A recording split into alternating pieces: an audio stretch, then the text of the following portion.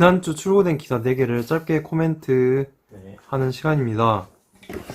첫 번째 기사는 싱글인 서울, 서울의 봄에 묻히기엔 너무 괜찮다. 아, 영화 너무 잘 봤어요. 싱글인 서울 양원이 꼭 봐봐. 동욱이도 봐보고 혜민이도 기회 되면. 저는 같이 봤잖아요. 아, 그렇구나. 꼭 봤으면 좋겠고, 이걸 지금 학고 유튜브로 보고 있는 몇 안 되는 시청자들도 꼭 봤으면 좋겠고. 맞아요. 아니, 진심입니다. 나 진짜 좋은 영화예요. 혼자 서울에서 살아가는 20대, 30대 젊은 남녀의 이야기를 그린 것도 있지만 핵심은 인간 관계에 대한 성찰이라고 보면 될 것 같아요. 그러니까 특히 피해의식이 많은 사람들 있잖아. 아, 저 새끼가 내 말대로 안 들어줘. 나한테 상처 줬어. 뭐 어땠어, 저쨌어. 전 여친들이 나한테 얼마나 족같이 굴었어. 못되게 굴었어, 족같이 굴었어. 가 아니라 사실 내가 원하는 상대방의 모습을 하나 고정시켜 놓고 그 모습에 따르지 않았다고 자기가 삐져서 나가는 걸 수도 있거든. 손절을 빨리 쳐버리고 그냥 관계를 회피한 걸 수도 있거든. 그거를 깨닫는 그 논술 강사, 잘 나가는 논술 강사, 이제 박영호가 이동욱인데, 윤동욱 말고 이동욱인데, 그 이동욱의 이제 성찰 극복기, 이렇게 보면 될 것 같습니다. 저는 이제 항상 그 영화에서 한마디 맞으면은 정말 좋았던 게 뭐냐면은 특유의 억지 최루성, 막 억지 심파 또는 이제 한국 영화에서 그냥 가짜는 걸 웃게 하는 억지 웃음 이런 게 없으니까 너무 좋았어요. 그러니까 특유의 감정 과잉되는 네. 그 부분이었기 때문에 저는 너무 좋았습니다. 네. 그래서 양원이 형이 서울의 봄 보지 말고 싱글인 서울이 들어가잖아, 그지? 사실 서울의 봄은 역사적으로 너무 거시적이라서 우리 인생에 직접적으로 영향을 미치는 부분이라기보다는 지금 그러니까 지금 흥행하니까 볼 수는 있지만 싱글인 서울은 우리가 앞으로 살아갈 그 일상적인 삶 거기에서 어떻게 살아가느냐에 영향을 미칠 수 있는 좋은 영화라서 좀 이렇게 상업영화 치고는 지금 망해가는 테크입니다, 사실. 근데 좀 안타까워요. 그래서 VOD 시장이라도 좀 잘 됐으면 좋겠고 입소문을 좀 탔으면 좋겠다. 그렇죠. 임수정이랑 이동욱이 남녀 주인공인데 둘이 사랑 안 합니다. 어? 네, 썸만 탑니다. 네. 어떻게? 스포 어떡해? 전 말해. 변해 좀 약간 그냥 말해, 그냥. 주제 살짝 돌려서 말하면은 그거에 대해서 사실 오랫동안 생각한 건데 저는 뭐 일상에 관한 테크닉 그다음에 공감 이런 공감 테크닉 중요하죠. 근데 저는 제 개인적으로는 대의에 대한 대의 빅 저스티스 대의에 대한 헌신에 관한 여러 가지 이야기를 듣고 실천해보려 노력하고 그거를 서로 얘기해보는 게 더 좋다고 생각을 해요. 그래서 저는 아까 물론 혜원군의 의도가 뭐 그런 거 생각하지 말라 그런 거 아닌가 하는 거 알지만 저는 싱글인 서울 같은 것보다는 서울에 보는 게 훨씬 더 네. 남는 게 아닌가. 뭐 아니 사람마다 그걸 뭐 92화죠. 둘 다 보면 되잖아. 둘 다 보면 돼. 아니 이렇게 생각할 수 있죠. 그러니까 둘 다 보면 우리 역사가 어떻게 근현대사가 어떻게 펼쳐져서 다 중요하죠. 우리의 삶 자체가 어떻게 이루어지는 것도 중요한데 사실 역사나 정치, 사회 문제 그런 구조적인 부분에 대해서 관심을 갖는 게 일반인이 쉽지 않을 수 있기 때문에 근데 우리가 누구나 살아가면서 친구 관계를 맺고 그러니까 연인을 사귀고 이런 거 있잖아. 여기에서 어떻게 하면 좀 더 성숙하게 관계를 맺어나갈 수 있느냐의 차원에서 교훈을 주는 것 같다고 생각합니다. 맞아요. 네. 다만 이제 이런 거시적인 부분에 관심 있는 사람은 볼 수도 있는 거고 시시해 보일 수 있고 사실 압도적으로 지금 영화 그 VS 하면 압도적으로 서울의 봄 많이 보니까 맞아요. 우린 둘 다 봤습니다. 넘어갑시다. 두 번째 기사는 남편의 모든 게 마음에 안 드는 와이프라는 기사입니다. 네, 이거는 이제 한연아의 뼈 때리는 고민 상담소 57번째인가 6번째쯤 됩니다. 공이 봤어? 아니 저 정도 아니다. 아, 그랬어? 그러니까 기본적으로 아내가 마치 나처럼 남편에 대해서 사소한 것들을 다 지적하고 잔소리하고 막 그런 스타일이에요. 네. 아내가 일을 하는 사람인가 봐요. 일에 치여가지고 물론 남편도 일을 합니다. 근데 이제 아내가 회사원에서 모든 걸 다 쏟아붓고 집에 와서는 발가락도 꼼지락거리고 싶지 않은 만큼 피곤해. 번아웃 상태. 힘들지. 근데 의욕은 많아. 그 능력은 안 되지만 의욕은 많아가지고 자기가 원하는 대로 집안일이든 뭐 가족 행사든 남편한테 시키는 스타일이래. 그리고 그걸 잘못했다고 욕하고 반찬 가짓수를 예를 들어서 남편이 5개를 뭐 5가지 5찬을 차렸어. 근데 왜 6찬 안 했냐 7찬 안 했냐 이런 식으로. 시발이 나네. 그런 식으로 그 훈수충 이런 게 자기가 하지 않으면서 훈수충.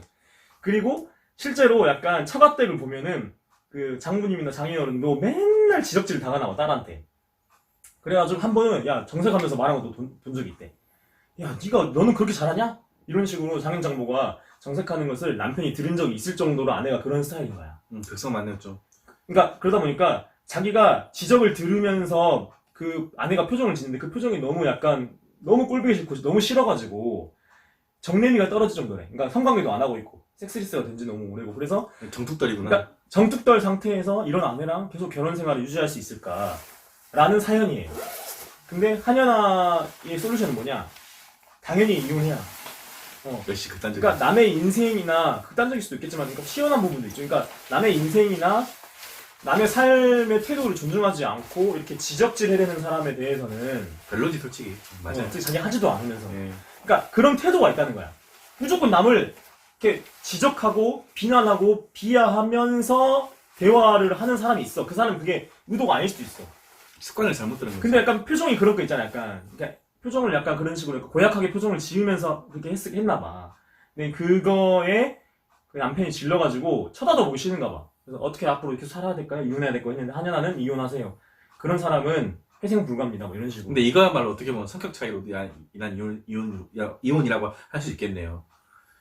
이게 이혼의 종류는 여러 가지잖아. 뭐 배우자의 외도라든가 뭐 그런 거 있잖아. 막 경제적인 문제 막 등등 여러 가지가 많은데 아니면 이제 예를 들어서 자녀를 양육하는데 가치관이 맞지 않다거나 이런 거. 이건 진짜 명백히 성격 차이에 대한 이혼이기 때문에 뭐 이거는 둘 다 원하면 이제 합의 이혼할 수도 있는 부분이고. 예. 네. 근데 정 이제 그게 만약에 고쳐지지 않고 아내분이 이런 게 고쳐지지 않고 안 만다면 뭐 갈라서야죠. 어쩌겠습니까? 예.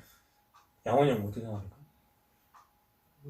저는 여기서는 이런 걸 꼰대식 생각을 하는지 모르겠지만, 네.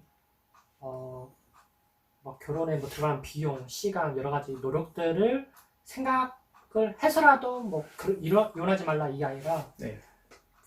결혼식을 올렸든 안 올렸든 결혼이라는 게 뭐 안 그렇게 생각하는 사람도 있겠지만, 그러면 뭐 그렇게 하는데 중요하게 생각한다면 중대한 결정. 중대한 결정이라고 당사자들께 생각한다면은 우리 옛날 옛날 이제 부모님들이 안 맞아도 그냥 평생토록 산 것처럼 뭐 불합리하게 그 불합리함을 견디라는 게 아니라 치고받고 대화를 해야 된다고 생각을 해요. 그 과정이 사실 사람을 키우는 거고 물론 이제 그리고 또 현근의 말에서 들으면서 생각한 게 우리나라가 결혼도 못하고 또 이혼율도 높고 한 게 과연 무엇 때문일까? 당연히 뭐 사회 구조란 말로는 이제 그 단 한 단어로 설명 안 되고 여러 가지 해설을 해야 되는데 저는 기본적으로 시민적 교양이 없고 교육이 덜 됐다고 일단은 말하고 싶어요. 그러니까 결혼 전에 준비도 잘 안 되고 그러니까 이제 결혼해서 문제지만 결혼한 다음에도 참는 과정이라고 생각을 해야 되는데 저조차도 그런 교육을 사회적으로 못 받은 것 같고 그러니까 네. 사회적 교육의 문제가 생각합니다. 그러니까 좀 더 신중하게 결혼을 중대한 결정을 해서 결혼을 했기 때문에 신중하게 좀 더 대화로 한번 풀어보려고 노력을 더 했으면 좋겠다는 취지고 사회 구조적인 부분도 있고. 예, 알겠습니다. 갈등이 사람을 현명하게 한다고 하잖아요. 다음. 세 번째 기사는 갓생으로도 불가능한 청년들의 애티튜드. 그러니까 이거는 그 서울대 소비트렌드 분석센터 이수진 연구위원 그 강연 갔던 거 두 번째 기사입니다. 그러니까 이제 내년 소비 트렌드를 분석하는 게 드래곤 아이즈인데 이게 이제 그 중에 하나가 이제 용눈. 그렇죠 용의 눈이야 드래곤 아이즈에서 그러니까 근데 이제 철자만 따서 한 거야. 네네네. 이게 뭐였냐면은 네. 갑자기 기억이 안 나네. 그렇지 육각형 인간이에요. 아 봤어 이거. 네 육각형 인간인데요.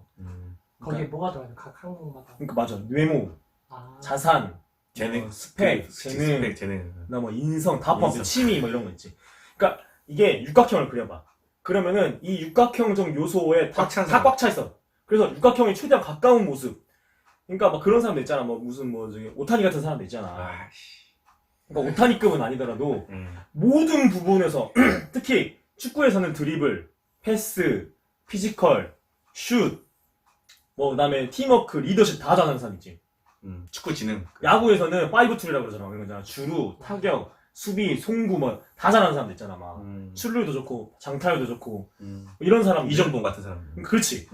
그러니까 모든 걸 다 잘하는 사람이 특정 분야마다 있는데 그런 사람들 같은 경우에는 노력으로 되는 게 아니라 태어날 때부터 그러니까 갓생을 해가지고 갓생을 해가지고 열심히 루틴대로 열심히 살아서 아침에 무슨 뭐 도서관 가고 이런다고 될 수 있는 게 아니라 태어날 때부터 다이아몬드 수준, 금수저를 넘어서는 다이아몬드 수준으로 태어나야 될 수 그렇게 할 있는 수 거죠. 있다. 근데 그러니까 평범한 대부분의 사람들은 청년들은 그렇게 될 수 없잖아. 육각형 인간이 되는 거는 엄청 어렵죠. 차은우처럼 생길 수 없잖아. 아, 그렇지. 그래서 그렇게 가지지 못한 거에서 자조하거나 또는 그러면은 그렇게 육각형 인간이 될 수 없으니까 올드머니 룩이라 해가지고 그러니까 유서 있는 부자 집안이 입을 법한 착장할 법한 코스튬이 맞아요. 올드머니 룩이래. 네. 그 있잖아, 그냥 막 부잣집이 도련님 입을 것 같은 음. 그런 옷을 입는다거나 그런 옷만 입는다거나. 그러니까 그런 식으로 약간 자조하거나 어떤 문화 게임 놀이 같은 게 됐대. 그 육각형 인간이. 그러니까 계층의 사다리를 더 이상 오를 수 없고 점점 계층이 벌어져 가는 그 현실을 반영하는 부분. 이 육각형 인간이다. 거기에 따른 소비, 자조 문화 뭐 이런 게 있대.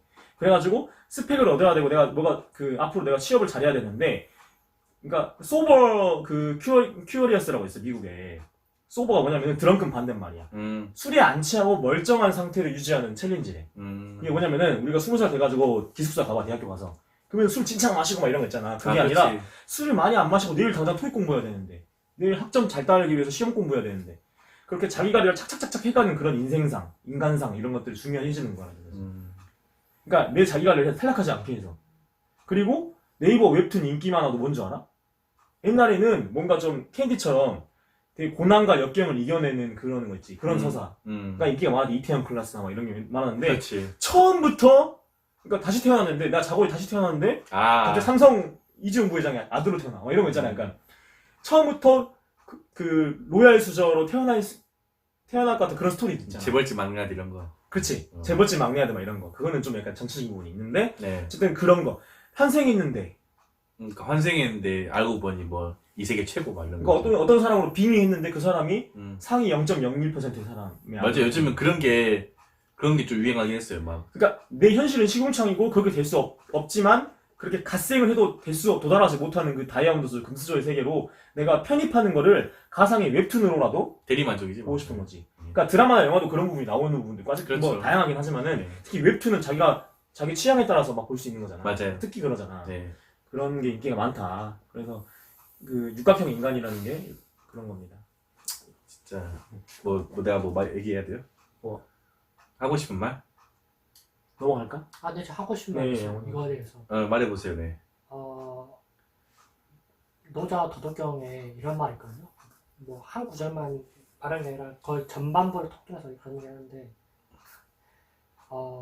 우리가 사람들이 아름답다고 하는 것은 추한 것과 이게 수령어를 좀 잘 써야 돼요. 추한 것과 사후, 추한 것이라고 볼 수 있고, 추한 것과 가깝다고 이렇게 해석할 수도 있는데, 추한 것이라고 할 수 있고, 우리가 또 착하다는 것이 또 불선하다고, 그러니까 좋다고 하는 것이 또 좋지 않다고 할 수 있다, 이런 얘기를 해요.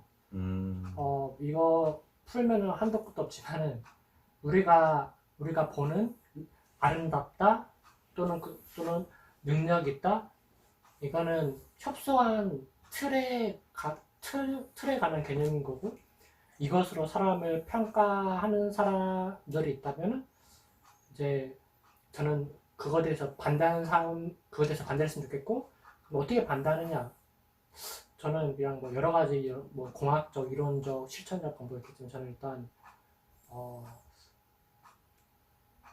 폭력을 행사했으면 좋겠어. 이 폭력이란 게 그냥 뭐 사람을 갑자기 뭐 해코지하라 이 말이 아니라, 폭력은 우리가 사실 엄청난 언어 폭력도 폭력이죠. 요즘은 실제 폭력보다 언어 폭력이 더 많이 번나하고. 김대중 대통령이 담벼락에도 욕이라도 하라 했잖아. 폭력? 그치. 사람에게 너 나한테 어떻게 그런 말 할 수 있어? 아니 어떻게 지금 우리가 시상식 하는데 시상식을 망쳐요.